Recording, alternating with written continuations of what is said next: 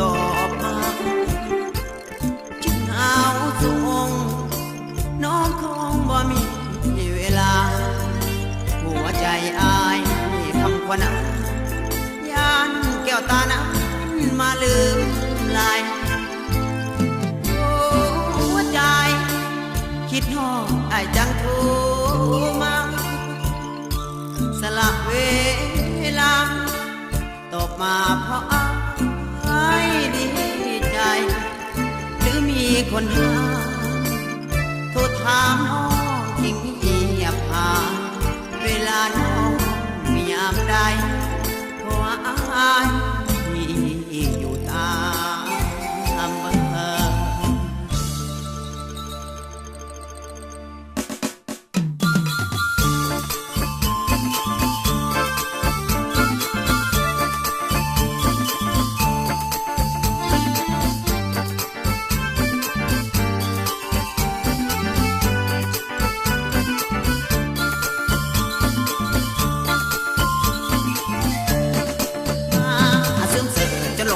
หัวใจอายเป็นห่วง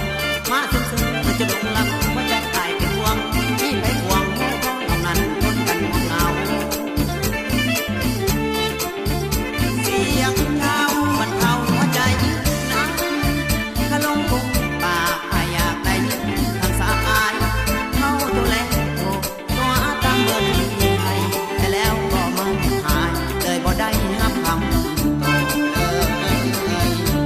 ใจเอ่ยพิมพ์มามันโหดใจเอ่ยพิมพ์มามันโหดเฮ้แต่ก็หอยคุ้มน้องเก่าสั่งมาตัวครับแต่เจ้าคือมาตัวครับโอ้ไปเฝ้าเป็นสมอาชุด